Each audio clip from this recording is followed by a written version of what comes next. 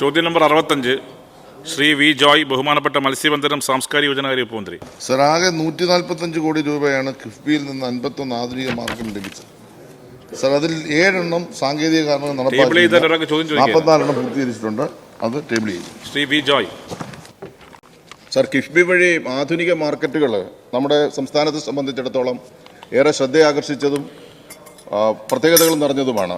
ചോദ്യം, മത്സ്യത്തൊഴിലാളികൾക്ക് വിരമിക്കൽ ആനുകൂല്യം നൽകാൻ തീരുമാനിച്ചിട്ടുണ്ടോ? അതിനെ സംബന്ധിച്ചൊന്ന് വിശദീകരിക്കാമോ? സർ, കേരളത്തിന്റെ ചരിത്രത്തിൽ 40 വർഷമായി കേരളത്തിലെ മത്സ്യത്തൊഴിലാളികൾ ആഗ്രഹിക്കുന്ന ഏറ്റവും സുപ്രധാനമായ ഒരു ചരിത്ര പ്രാധാന്യമുള്ള ക്ഷേമ പദ്ധതിയാണ് ഇവിടെ നടപ്പാക്കിയത്. ബഹുമാനപ്പെട്ട വി ശിവൻകുട്ടി 2026 ജനുവരി 25 തിരുവനന്തപുരത്ത് ഉദ്ഘാടനം ചെയ്തു. സർ, 67,440 പേർക്ക് ഈ ആനുകൂല്യം ലഭിക്കും. 15.85 കോടി രൂപയാണ് നമ്മളിപ്പോൾ കൊടുക്കുന്നത്. 40 വർഷം മുമ്പ് അടച്ച 20 രൂപ മുതൽ 2000 രൂപയുള്ള എല്ലാ തൊഴിലാളിക്കും 2500 രൂപ വീതം കൊടുക്കുന്ന ഏറ്റവും വലിയ ചരിത്ര പ്രാധാന്യമുള്ള ഒരു പദ്ധതിയാണ് ഗവൺമെന്റ് നടപ്പാക്കുന്നത്. Second question.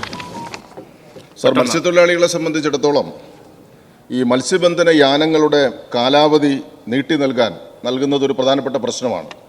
അപ്പോൾ അങ്ങനെ നീട്ടി നൽകുന്നതിന് നടപടി സ്വീകരിക്കുമോ? ഇതിനായി സാങ്കേതിക യോഗ്യതയുള്ളവരെ നിയമിക്കുകയോ മറ്റു കാര്യങ്ങൾ വല്ലതും ചെയ്തിട്ടുണ്ടോ?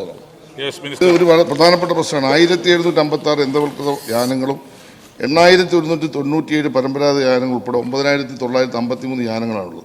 സർ, 12 വർഷം കഴിഞ്ഞാൽ പിന്നെ ഇതിൻ്റെ ഫിറ്റ്നസ് പുനഃപരിശോധിക്കാൻ കഴിയാത്തൊരു സാങ്കേതിക പ്രശ്നം ഉണ്ടായിരുന്നു. അത് ഞങ്ങൾ മാറ്റി ഇപ്പോൾ ആ ഫിറ്റ്നസ് പുനഃപരിശോധിച്ച് 23 സർവേയർമാർ ഇപ്പോൾ എംപാനൽ ചെയ്തിട്ടുണ്ട്.